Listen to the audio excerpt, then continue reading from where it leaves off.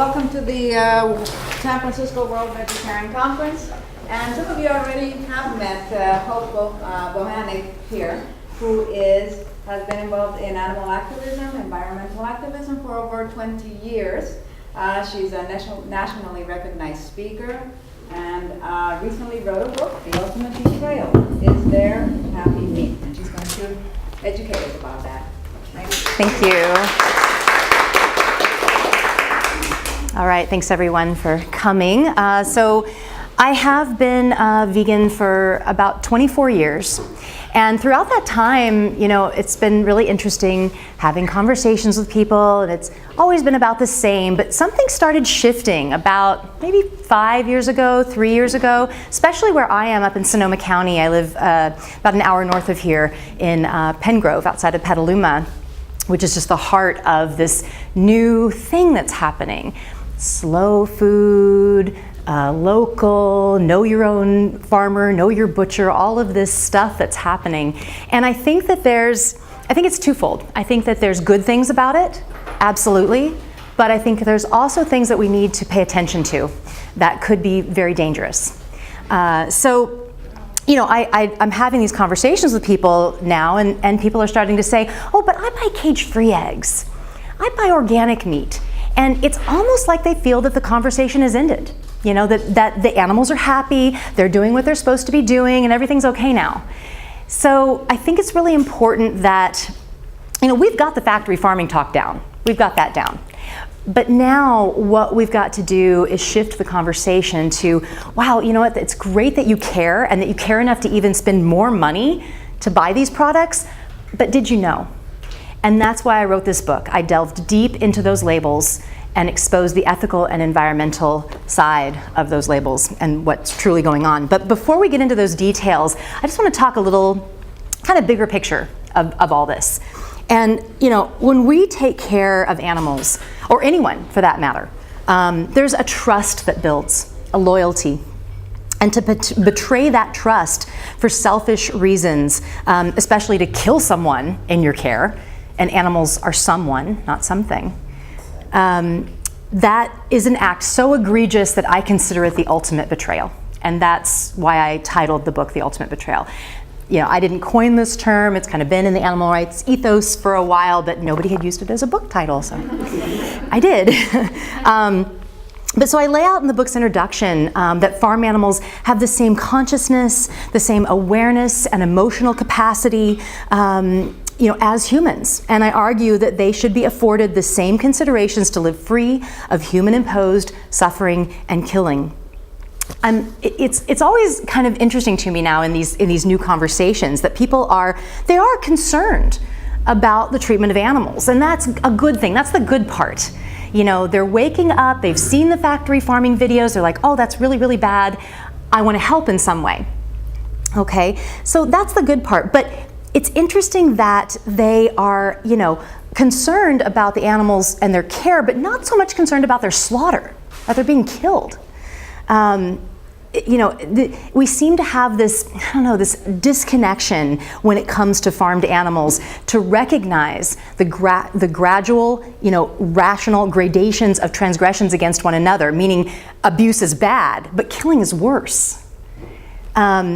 And the consideration that killing is worse is not limited to just humans in our society. We have comprehensive animal cruelty laws for companion animals as well, where if a companion animal is abused, it's bad, but if they're killed, it can be much worse. You can actually get, you know, a felony, or, you know, that will make the convictions go up.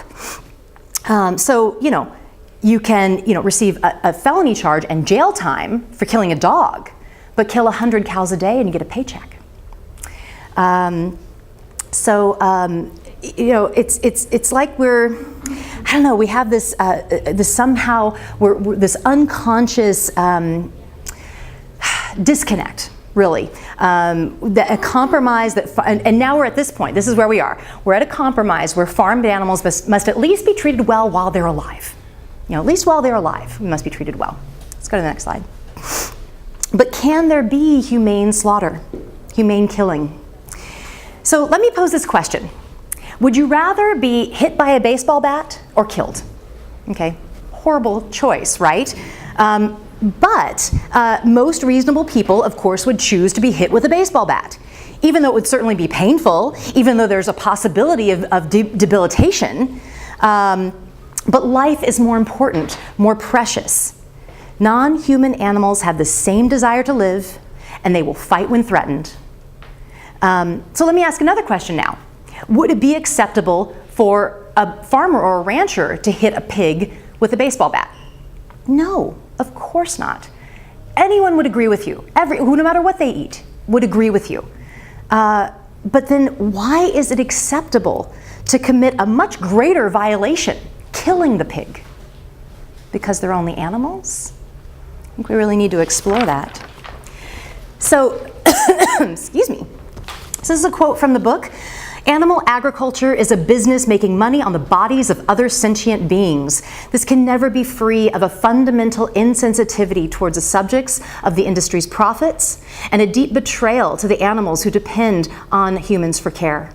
In the same way that one cannot own humans and traffic their bodies for profit in a humane way, it is impossible to humanely profit off the lives and bodies of animals. So this is Elsa. I had the pleasure of meeting Elsa. She lives at Animal Place. And Elsa's story, she didn't have it so bad. She was at a Waldorf school where they were teaching the kids dairy production. And they didn't overexploit her body too much. She barely, she had like 2 calves maybe the whole time she was there. And she was there for a good 15 years. But then they bought 2 draft horses, and they decided that they didn't have room for Elsa anymore, and they were going to send her to slaughter. Well, Animal Place agreed to take her in because they recognized the horrible betrayal it would be to send her to slaughter. And this is another quote from the book. She deserved to live the rest of her life out in peace, never to know the truth of the heartbreaking fate of most of her kind. It somehow seemed preferable to keep her in blissful ignorance, reinforcing her mistaken impression that humanity was entirely compassionate, kind, and loving.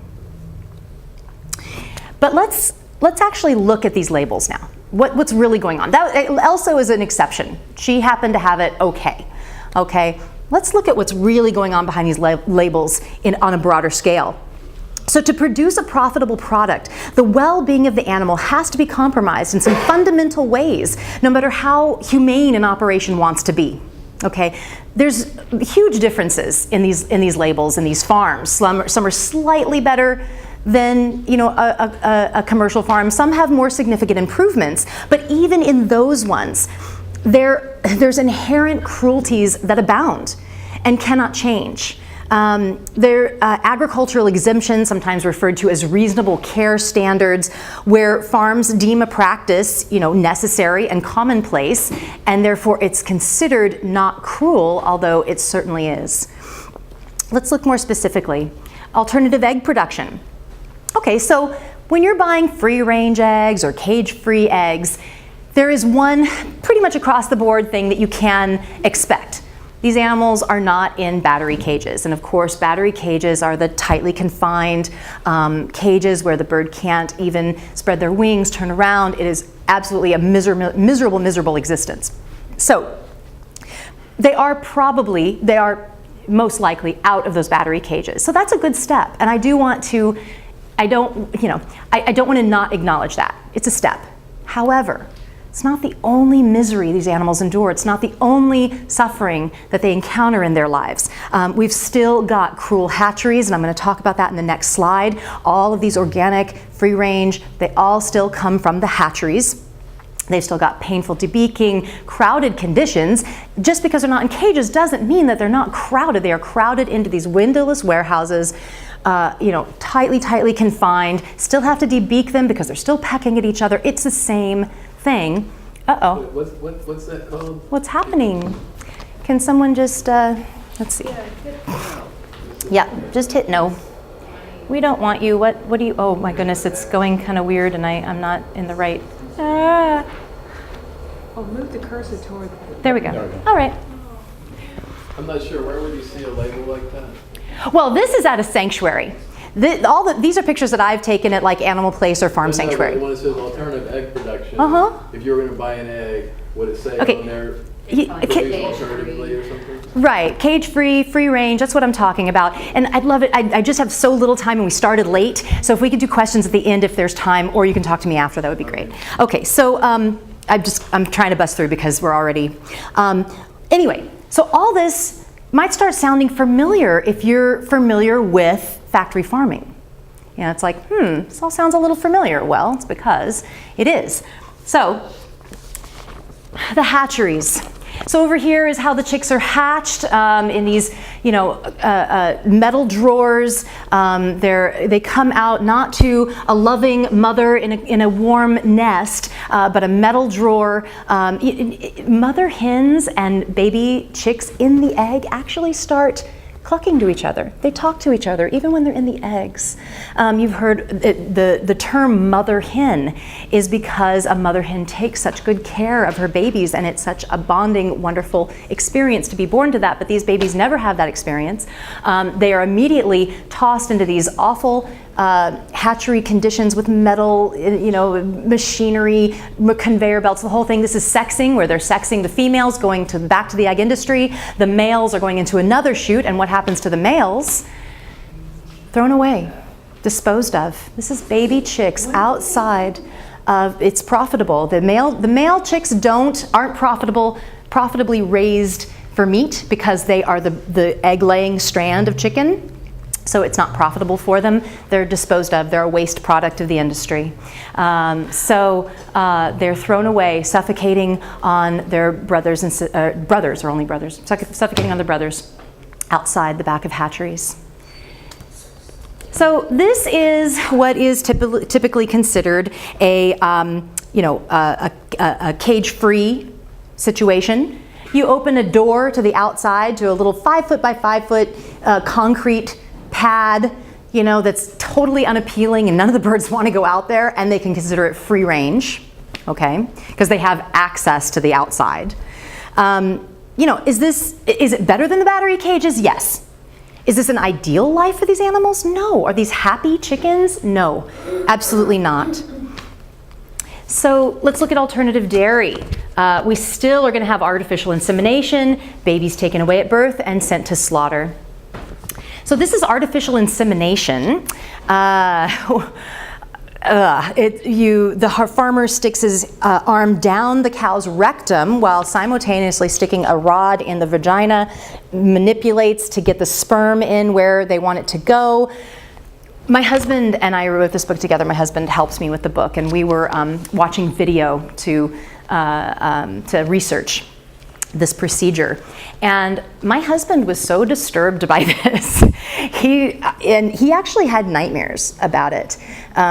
He just was like, what an absolute violation. And not only that, really, this is what we have to do for our food? How unnatural, how artificial. That's the name of it. We should have commercials like this so people let's go can on. wake up. So now this is of course what we want to believe is happening to the dairy industry in this alternative dairy industry. If you're buying organic dairy, humane dairy, this is what we want to believe is happening, right? No, that's not what's happening.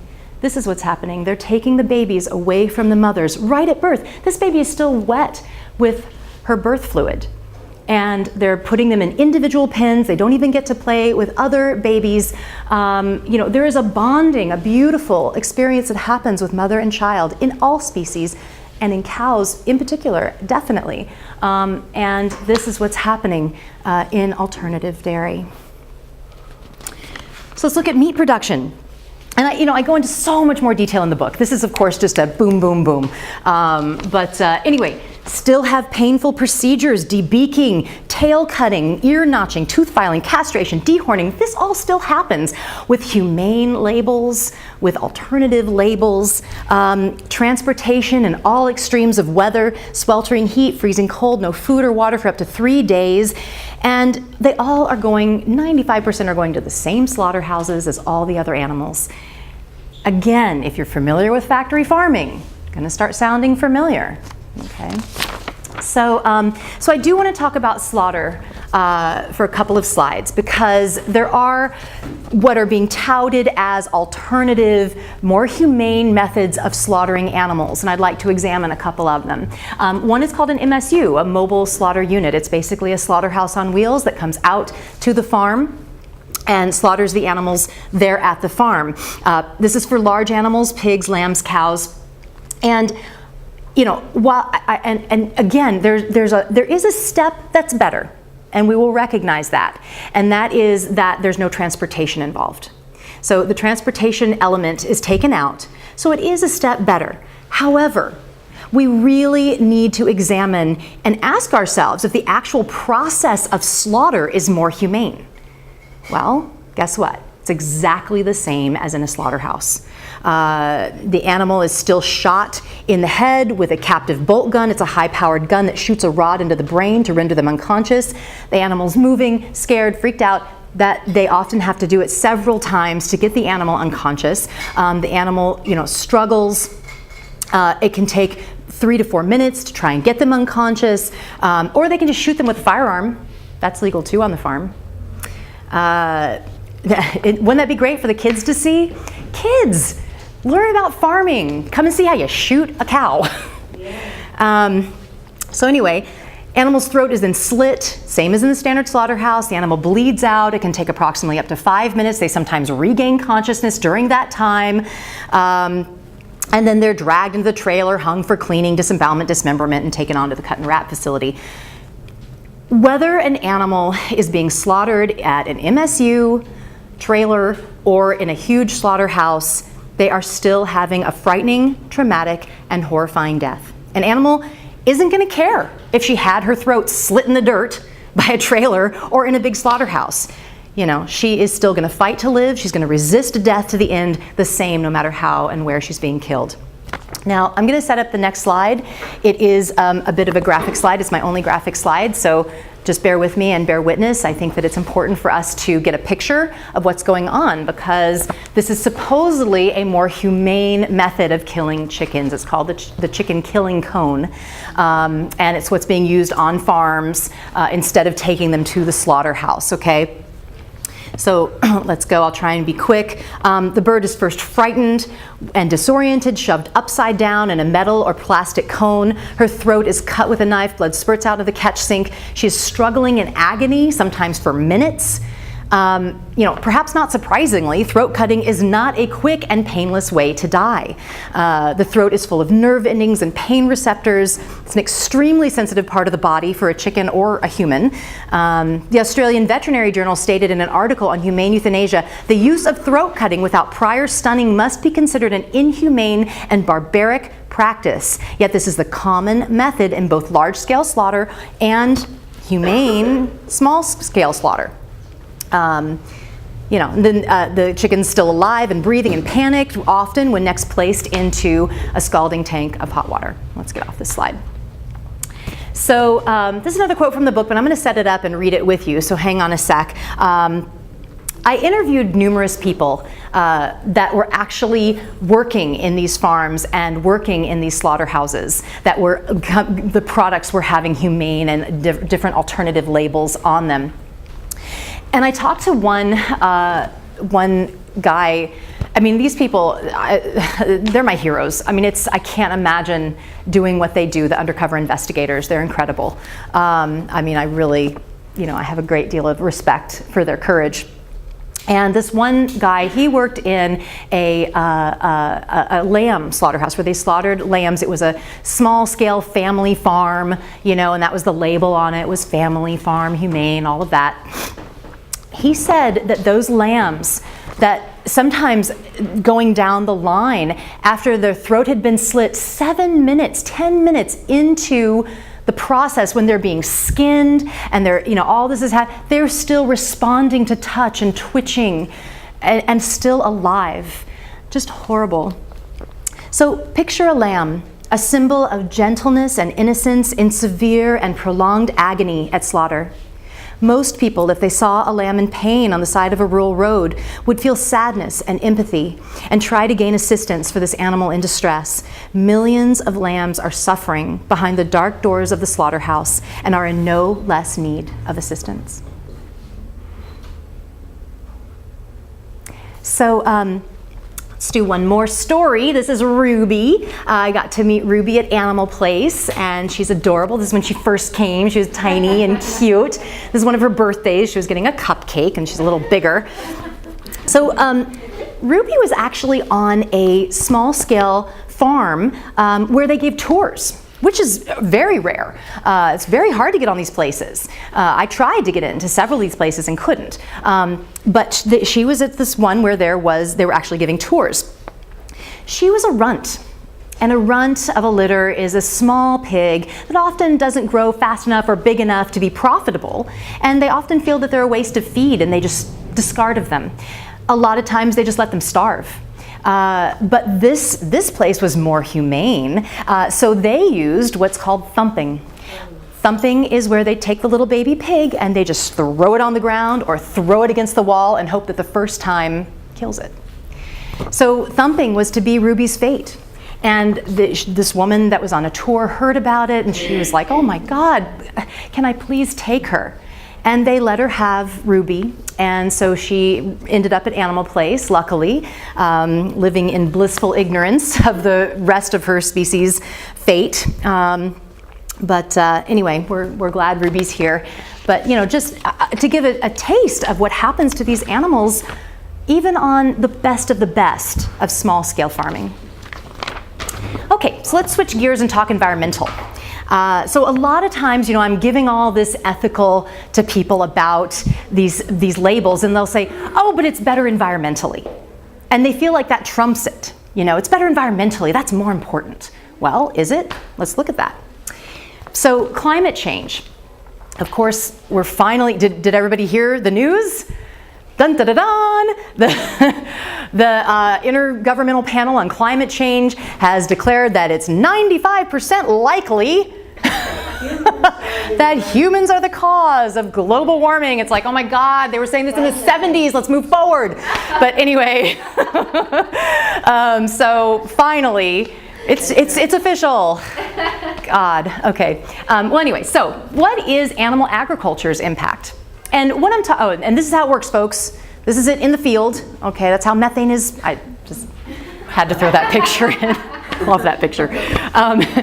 Anyway, so what I'm talking about now is not necessarily these labels for a couple of slides, but just keeping this many animals alive, no matter what label they have, no matter how they're raised, just keeping this many animals alive to be killed for our food. So what is a meat's carbon hoofprint? Okay, 51% of human-caused greenhouse gas emissions are caused by animal agriculture. This is from two prominent World Bank environmental advisors. They are emphasizing and encouraging a global shift to a plant-based diet. Our current trajectory is trying to do these renewables, right? Getting renewable energy. This is going to be time-consuming, tons of resources, tons of money, tons of infrastructure change that needs to happen. Global shift to a plant-based diet? No infrastructure change, no money needs to go into it. It's just, all it takes is the will of the people. So, okay, water used. So let's look at this. So this is a great scale to see. This is water use, of course. Apples, potatoes, cereals, doesn't use much water. Starts going up there with eggs, chicken, pork, animal products using tons more water. And what about local? Now let's talk, it wasn't her fault, not her fault. Let's talk about these labels more specifically. So local. So local animal foods are not entirely local or environmentally sensitive. This one, it just keep going, just bring them all in. There's like a bunch of, yeah. Okay, so food's carbon footprint. Transportation, that's the local part of the equation, is only 11%. Production is the stunning 83%. So you really have to look at a food's production, how much energy, resources it takes to go into that food. And animal products are very high on production compared to vegetables, grains. So just keep it going until we're all the way through. Animal feed is grown hundreds, sometimes thousands of miles away. That's the local part, the transportation part. Just keep it going. Yeah, I know. Okay, that's too far. Yeah, I knew that was going to happen. All right, there we go. Perfect. Not your fault. I made it do that, and I wish I hadn't have, and I got to change it. Anyway, so Clover Dairy. Up in Sonoma County, oh, it drives me crazy. Those big billboards. I mean, okay, they're, got to admit, very catchy, very cute. But there's one up that I'm seeing all the time now that says, support your local cow. That's factory farming. That's some of the biggest production that you can get, Clover Dairy. So you know what? Factory farming is local to somebody. Just because something's local doesn't mean it's small scale or family. And then of course we've got greenhouse gas emissions, energy consumption, water waste and pollution. All of this still applies to local animal agriculture. A study in the Journal of Environmental Science and Technology found that switching just 2 meals a week to meat and dairy, from meat and dairy to a vegetable-based diet achieves more greenhouse gas reductions than buying all locally sourced food. Wow, amazing. That's not even meat-free Monday. That's just half of meat. It's 2 meals of meat-free Monday. And you're still reducing. So it's about the meat and dairy, not the local factor. What about organic? It's another one I get so many people saying, oh, but I buy organic dairy. I buy organic meat. Okay. Well, this is a great study that was done by the German Food Watch Institute. And so the dark green is the conventional diet. Light green is organic, and we've got vegan, vegetarian, and our standard American diet.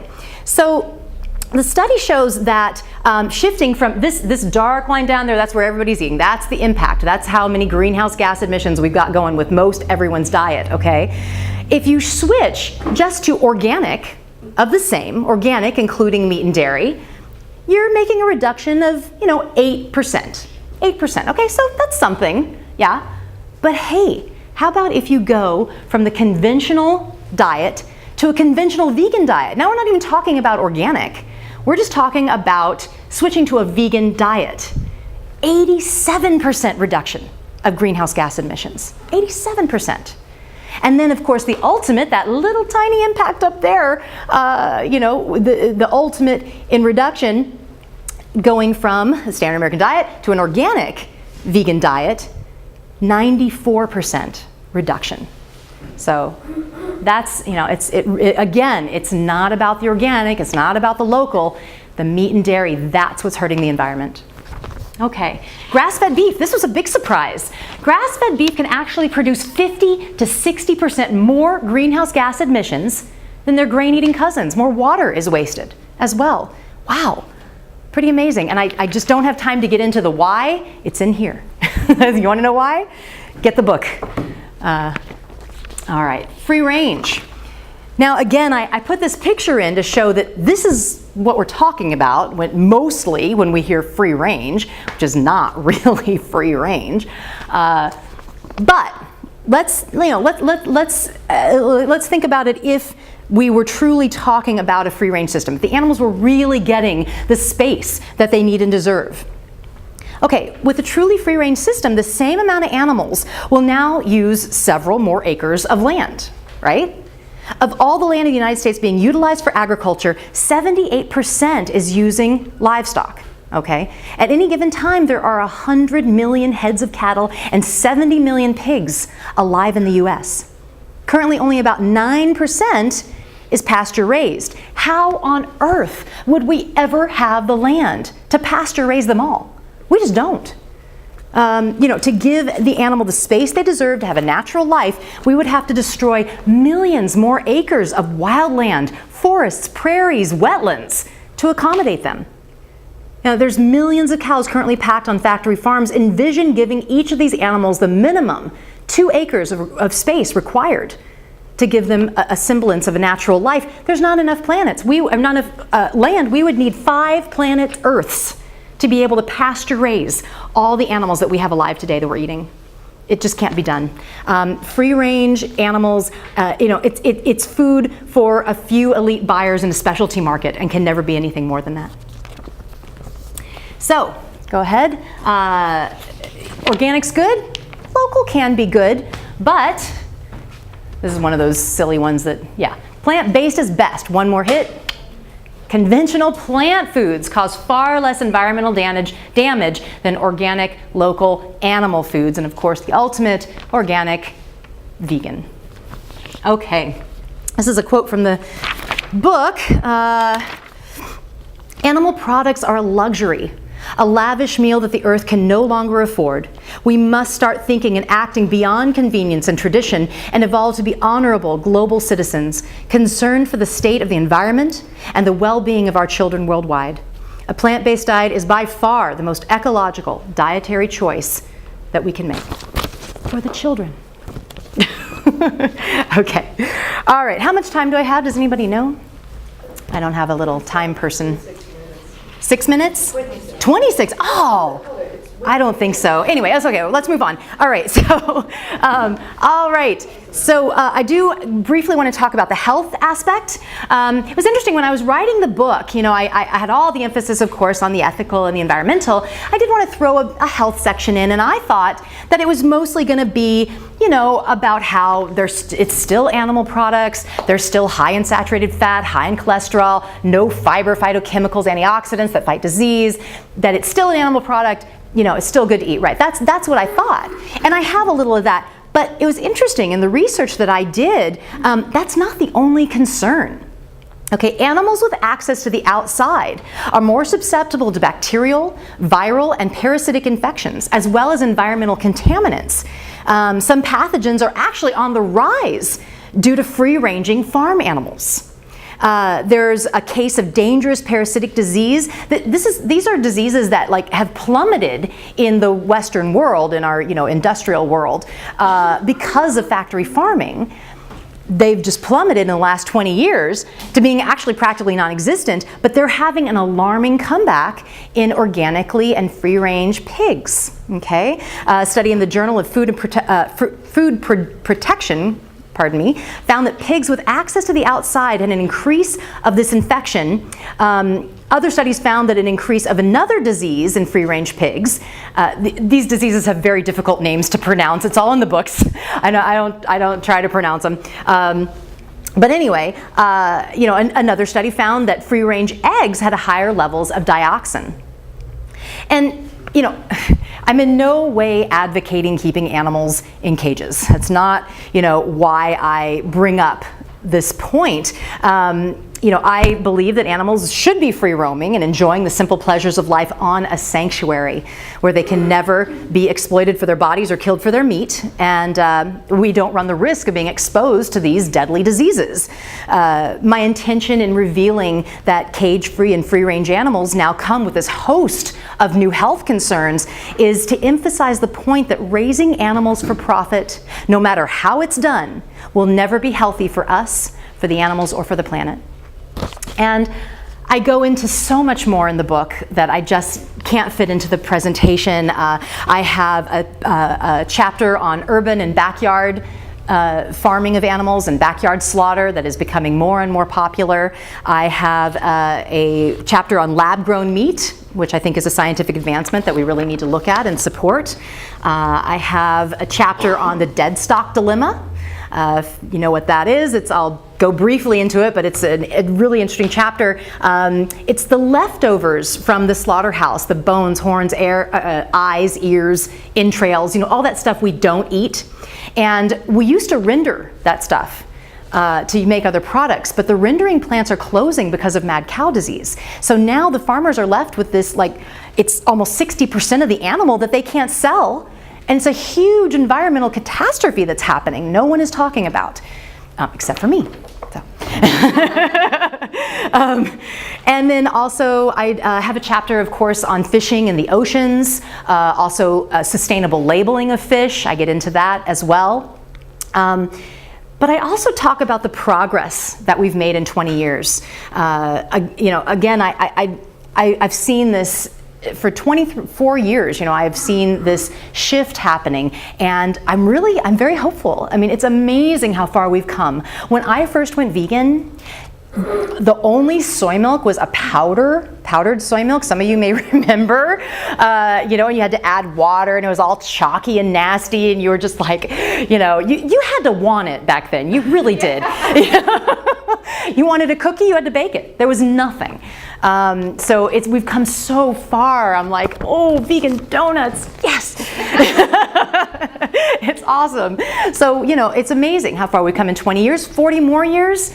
I mean, it's happening. It's on a roll. So it's very exciting, but the conversation is shifting, okay? And now people are becoming lulled into this complacency that these labels are giving them of thinking, oh, maybe I can have my meat and eat it too, you know? So we have to be careful of that. And we've got to, when we encounter those people, we've got to be sure that they know the truth behind those labels. And that's why I wrote the book. We'll end with this quote. There is an intrinsic element of cruelty in animal agriculture that cannot be eliminated with any small-scale operation or organic label. It's a business making money on the bodies of other sentient beings. This can never be free of a fundamental insensitivity and a deep betrayal that runs counter to any humane treatment of another. Thank you.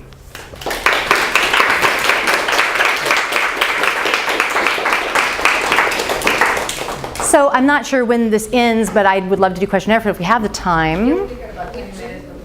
Oh, okay, great. And actually, if I could say one more quick thing before anybody goes, you know, I self-published this book. I put a ton of money into it. I wasn't able to afford the marketing, you know, package or whatever. I don't have an agent, anything like that. So you guys you can help and you can be my agents with a simple, you know, 5 minutes. If you could go to my Facebook page and like it, share it with your friends. If there's maybe a blog or an organization that you really like and you want to maybe just contact them quickly and be like, hey, I heard about this awesome book, you should maybe do a write-up on it. That would be super helpful to me if you guys can help me get the word out about this. So thank you for that. Okay. So any questions? Do I see? Well, actually, I live in Santa Cruz, and I don't know if there's a gentleman who's contacted you, but we would love to have you come and speak in Santa Cruz. Oh, thank you. I am actually, we're trying to work that out with Al. I don't know if you know Al. Yeah, so that's all happening. We were thinking about maybe in January because I'm almost booked almost every weekend until the end of the year, but maybe in January. Yeah, cool. Yeah. I have a question. So those free range that you saw, they literally call that free range when they're all cooped up in those things? Yeah, absolutely. What's the free range? You got 6 inches to go this way, Well, the only thing that, well, first of all, and I go into, again, there's just so much I couldn't put into the presentation in the book. But, you know, these labels aren't regulated and they're not, you know, there's no one that comes out and inspects the farm or whatever. The definition is just that they have access to the outside. That's it. That's the definition. And what happens is they get a form, the farmer gets a form, and he fills out and he says, oh yeah, they have a 5 foot by 5 foot space, you know, and then they send that in to the FDA and they just award the label. Nobody ever even comes to the farm to look. So you're saying they can have a 5 foot by 5 foot space that goes out a little door and Yeah. 1,000 chickens are supposed to share it? Right, exactly. So Yeah. this is just a big con job. Oh yeah, absolutely. Absolutely, yeah. Chickens are afraid to go out because of predators. Right, Find out exactly. what happened. Yeah. And of course, the humans Unless are they- the worst predators, but they're afraid to go out because if they were in a normal environment, there would be trees. Or they had a rooster or cockerel that was their protector, and yeah, I mean, it's, you know, it's such an unnatural situation. Yeah. Saw a question back there? When I have friends, chickens, I don't say anything. Should I? Well, I think that there's a lot of people, probably even that keep rescued chickens. And I think that's fine. I mean, if you got a chicken that was in a bad situation, that needed a home, and you've got him in the backyard as your companion, like you have a cat or a dog, then that's fine. I don't mean like with the rescue chicken. Uh-huh. that was wandering around Sunnyvale like in a dazed state and is now in a good condition. And on our local on the Peninsula mailing list, by the way, right now we have a home for a rooster wanted but this is a vegetarian mailing list, not, I mean, I don't think this is about what you're talking about. No, I mean when I have friends who are keeping chickens and eating their eggs, and they're chickens in the city, chickens in the suburb. Right. Mm-hmm. You said something about pigs. Is there anything to say about people who are keeping, Right. quote, Well, free-range chickens in right, 5-foot cages? I think there can be numerous different situations, but there are some key things. First of all, where did you get that chicken? If you got feed store or mail order or anything like that, then you're supporting those hatcheries that I was talking about. That's where those chickens are coming from, is the factory farmed hatcheries, even if they're sitting in a little country feed store. So where did the chicks come from? That's number one. So you don't want to support that. You only want rescued chickens. And then as far as the eggs, you know, I have vegan friends that eat their chickens' eggs, and they still consider it vegan. Sure, if they're not selling the eggs, you know, you're not distributing the eggs, I think that's another line that needs to be drawn. Even if the chicken's, you know, perfectly happy and gonna live out its life and never be slaughtered, I still don't think you should sell those eggs, because that is showing that this animal is a commodity and there's a product involved. It should never be that way. It's their body, it's their eggs. So yeah, no selling of the eggs. Where did you get the chickens? You know, these are all factors, I think, involved in whether it's an ethical situation or not. And what happens to the hens when they're done? Exactly, exactly. Do they get to live their lives out there and just be your companion, or are you going to get rid of it? Right, exactly. So there's, you know, different situations. About the eggs, we have to keep in mind that people can get sick by eating an egg. Oh, sure. And then there's the whole health So we aspect. have to Right. think about Absolutely. that too. Yeah. I mean, it's not High in only cholesterol, that E. it's coli. but Sure. also your life. And the other thing that I was thinking is that when they put these commercials saying that these cows, like they say, oh, cows in California living a happy life, Yeah, and I know. flowers I and hate this it. and that. I think that we need an organization that gets a lot of donations from people who has money, who are vegan, so they can put a commercial after that happy commercial, put a commercial where this man is sticking his hand in the Right. cow. So they say, you know, this is the way it happens. Yeah, yeah, And this yeah. is how, and then show another commercial where this cow is being killed. Right. And say, you know, when they show the steak, T-bone steak with the potato. Yeah, sure. and No, it's a great salad, idea. It's a great idea. show And how actually, the cow is being killed. yeah, actually there are some groups doing that. Compassion Over Killing and Mercy for Animals both have commercials that they're trying to get on the air. I know that one was on, I think, the MTV channel, and yeah, so they, I mean, that's something that, you know, to get money to those campaigns and those commercials to get them more seen. But it's a great idea. Yeah, Do you have a question? Not a question to comment about the egg thing. It's worth noting that even though they might be selling the eggs, you know, they have their own eggs and whatnot, I'd argue that it's not ethical to eat them themselves, because it actually takes a lot of nutrients out of the chicken to be able to lay the eggs, and it's actually healthier to feed them Back to the eggs chickens. so that they can regain the nutrients, because It's true. takes a lot. Yeah, because they do eat their eggs Yeah. that are unfertilized eggs. Yes, absolutely. And that's what most sanctuaries do, is that they feed the unfertilized eggs back to the chickens. So yeah, it's healthy for them. We try to boil them first because they will get diarrhea. They'll actually give themselves salmonella. Oh, really? Yeah, so you Okay. do want to boil them. if Okay, you good to can. know. They break them open though, and, you know. Yeah. Any other questions? Yeah. I walk around mad every day. So when I try to talk to my friends who eat meat or eat organic and think that it's better, and I know being angry at them is not going to help. It's not. Right. But it's so hard. Yeah. Yeah. So I don't know. How Okay. do you talk to people? What do you think Yeah, about? yeah. No, I know. It's something I've struggled with for 20 odd years for sure, because you encounter someone and they're all, oh, but I buy the organic meat, so it's all good. And you're like, ah. I totally get it.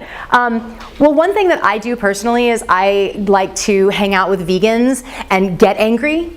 You know, so I can bring that anger out with other vegans and we can be like, oh, that sucked and somebody said this and oh, it fucking sucked, you know. So, so you can have that moment of anger and get it out with other people that understand and have sympathy with you, so that when you're in that moment with that person, you know, you just have to train yourself to not have that anger and turn that anger into like, okay, this is an opportunity for me to actually help some animals, and this person has that power. You know, if I can get this message to them in a way they'll hear it, you know. And one thing that's really good is actually just to talk about your own experience, why you're doing it. Not saying, well, you should be vegan because of this, and you should do this because of this. People feel like, well, don't tell me what to do, you know. So turning it on yourself and saying, well, you know, I had this experience, or I went to a farm sanctuary and I met this chicken, or whatever it is, whatever your personal experience is. You know, people like stories and they want to hear why you do it, you know, rather than, you know. And then also, the other thing too is to engage and ask questions. And be like, oh, so, you know, whatever the conversation is, you know, engage them and ask a question. Well, so, you know, why are you interested? Or whatever it is. I mean, whatever the conversation is. And hear clues as to what interests them. So if it's an older person and they're like, oh, yeah, well, I've got, you know, diabetes and I heard that it's better for, go with the health angle. If it's a younger person and they're like, yeah, well, I heard that, you know, that global warming actually, you know, kind of contributes, go with the environment, you know. So whatever their thing is. So anyways, those are just some tips. There's tons of information online. Mercy for Animals has a great, like, how to engage people. There's a lot of stuff online too. Okay, sure. One of the things that I do is that the other day I saw this woman in Union Square with a beautiful jacket, you know, fur jacket. And I went and I said, you look so beautiful with that jacket. And she said, oh, thank you. So she lowered her guard. And then I said, I just want you to remember one little thing, that the suffering that those animals went through when they killed them to get that jacket so you can put it on. Just think about that. Oh yeah, I thought about that. Yeah, no, that's good. That's the best way. That is the best way. She started with a compliment. She's like, oh, we're buddies, we're friends. So let me just tell you this. You know, that was very good. And they say, oh, I never thought about that. Yeah, you know? yeah, that's very good. Yeah. I had an overnight conversion, actually. There was someone who was like a total meat eater. And I said, well, you should be aware, you know, just be, you believe in the truth, you should just know exactly what you're doing. Watch Me, Your Meat, and you can just watch it once, and then you know what you're doing, and you became a vegetarian overnight. Yeah, yeah, encouraging a video is a great thing too. Yeah, Katie. Earthlings does that. Well, The video. hang on just a sec. Oh, sorry. I just. I was going to say something similar, but I think acknowledging that they're coming from a place of caring and that they're buying organic or trying green because they're trying to do good. And I think, you know, admiring that and being sympathetic that this person is really trying to make the best food choices that they can, you know, seeing them as someone who's interested rather than as like an opponent or someone who's like being stupid about it. Absolutely. You know, eliminate the anger and Yeah, totally. No, that's great. And you can come at it as like, well, you know, because you care, and I want you to know. If you're paying extra money, let me tell you what's really going on. Yeah, so that's really good. And I'm sorry I cut you off. Oh, no, I was just saying Earthlings, the Earthlings documentary. Mm-hmm. That's converted numerous. Very powerful. Yeah, very powerful. Earthlings. Earthlings. Earthling? It's the Yeah, best. Earthlings. Yeah. It's the best. Yeah. Oh, yeah. You can barely sit through the whole thing. It's super gory, so just warn people. It came from Earth, Earthling? We're all Earthlings. Oh, okay. I don't. The Yeah. ending of it is particularly moving, and he had this one quote in it saying, "We truly like the hand that feeds us." Mm-hmm. So it's earthling.com. So okay, hang on a sec. We're gonna wrap it up here in just a minute. We have one more question. Okay, so also we're trying, if the only amount of time is the farm to fridge, just link them that, they're good. But on topic of not coming across as angry vegan, you know, TM, because it's very, very hard not to do that a lot Totally. of the time. Like it's very hard to find the medium between being angry and TM and being passive. It's like, no, just eat your burger. I really don't care, even though inside you're like, I can see all of the ways that your food came to be.